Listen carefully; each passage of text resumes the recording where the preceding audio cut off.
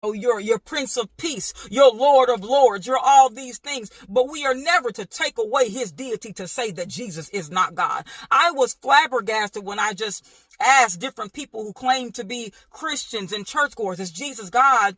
And they say, well, no, the Father is God. And I'm thinking, how do you have one without the other? But you know what? You will also understand there will be a certain void. In your growing up, I thought I worshiped the Father, and I was taken away. You're taught that you're taken away from the Father if you give too much credit to the Son. But matter of fact, if you look in the Bible, it says all judgment has been given toward the Son.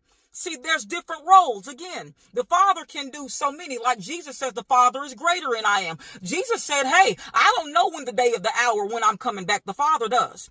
Hey, man, let me tell you something. As a married woman, I can say I don't touch bills. I don't touch bills. Leave that up to my husband. That doesn't mean I'm lesser than. That doesn't mean that we're not equal as, a marital unit. There are things that he's going to say is, hey, that's going to be for my wife. Different roles, same union, same equality. In Philippians, it says, even though Jesus knew he was equal with the Father, equal with God, he did not think it was lesser than him to come down here and be like men, to take on the role of sin for humanity, for all of us. He didn't take it lightly or think it was beneath him to come and live as a human, although it was, because Jesus was in heaven far. He was in heaven at the beginning with God, because they have never been separate. The only time they have been separate was when Jesus was on that cross dying for me and you. I hope I can help somebody to understand and grasp it. Are you going to grasp it in a little bit of 9 minutes? Probably not. But with prayer and study and surrender and having an open heart and a teachable spirit. Listen here, if you don't have an open heart and a teachable spirit, it will go way over your head, because you will not be able to surrender the fact that Jesus is God and that we worship a God who is a 3-in-1, and that there is a Godhead, and all the fullness of the Godhead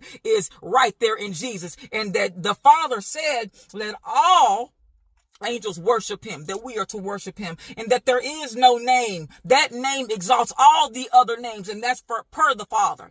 So if you look, everything that Jesus does points to the Father, and everything the Father does points back to the Son. Do you see it? If you study the Bible and you don't listen to what this person says and what that person says, and it doesn't have to make sense, because that's what faith is. Faith is believing things that may not even make sense. But we have to understand that Jesus, the Son, is God. I want to say a quick prayer. I hope we're having a good lunch break. I hope we're having a good work week. Father, help us to understand and grasp that we are to turn towards the Son in order to be not just redeemed, that we will also be able to turn toward the